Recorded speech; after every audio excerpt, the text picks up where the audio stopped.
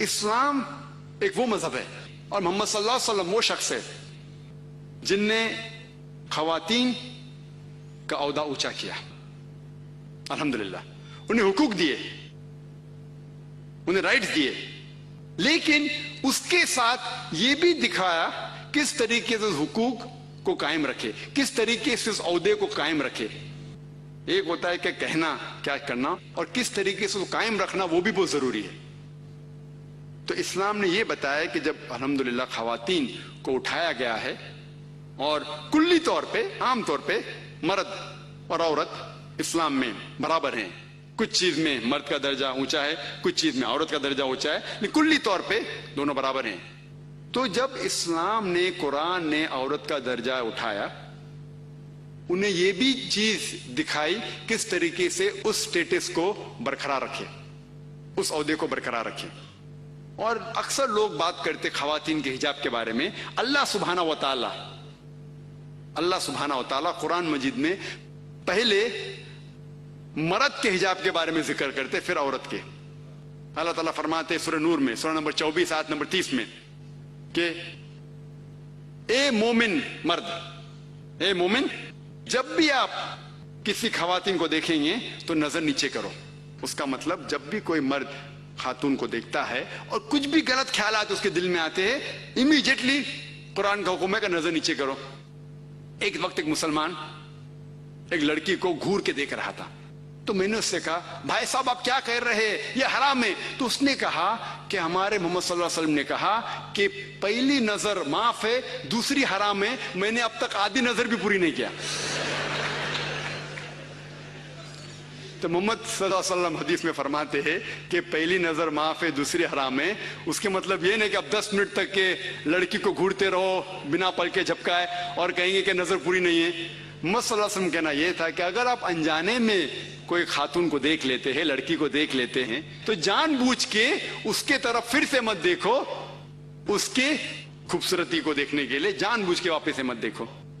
دوسری آیت قرآن مجید کے اللہ تعالیٰ فرماتے ہیں سورہ نور میں, سورہ نمبر 24 آیت نمبر 31 میں کہ اے مومن عورتیں, اے مومنہ, آپ جب بھی کوئی مرد کو دیکھے تو اپنے نظر نیچے کرو اور اپنے سر کے اوپر جو کپڑا ہے یا دوپٹہ ہے اسے اپنی چھاتی کے اوپر ڈھانک لو, اور اپنی زینت کسی کو بھی مت دکھاؤ, صرف اپنے شوہر, اپنے بیٹے, اپنے والد, اور ایک بڑی فرشت ہے جو محرم جس سے شادی نہیں کر سکتے دیا گیا ہے. عام طور پہ حجاب کے لیے 6 فرائض ہیں, 6 نقطے ہیں, 6 پوائنٹس ہیں. نمبر 1 ایکسٹینٹ اورا, جو مرد کے لیے ہے کم از کم ناس سے لے کے گھٹنے تک, اور خواتین کے لیے پورا جسم ڈھکا رہنا چاہیے.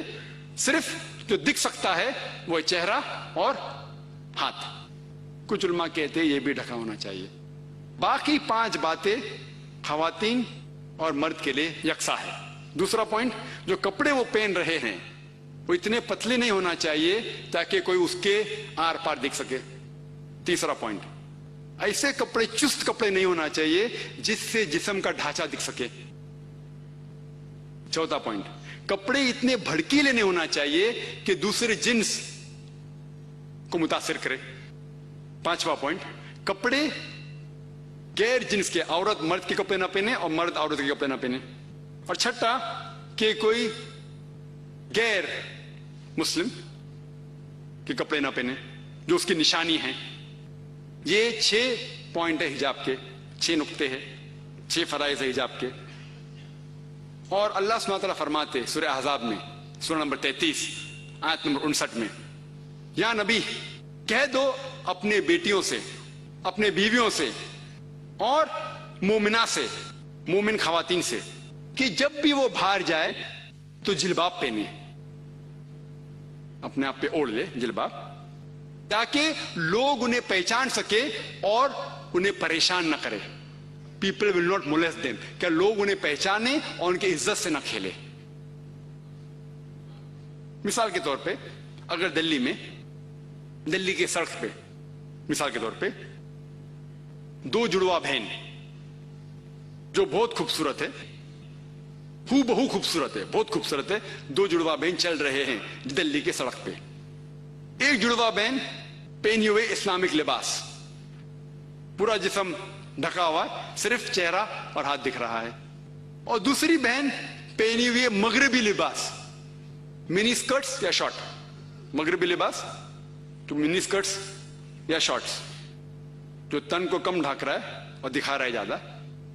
और दोनों जुड़वा बहन अगर दिल्ली के सड़क कनॉट प्लेस अगर वहां चल रहे हैं और सड़क के कोने पे, किनारे पे एक लफंगा ठहरा हुआ है लड़की को छेड़ने के लिए, मेरा यह सवाल है कि वो लफंगा किसको छेड़ेगा? वो बहन को जो इस्लामिक लिबास पहनी हुई है, हिजाब पहनी हुई, क्या वो बहन जो मगरबी लिबास पहनी हुई है किसको छेड़ेगा?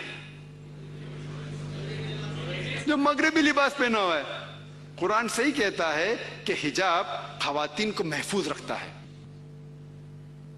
और इज्जत बरकरार रखता है।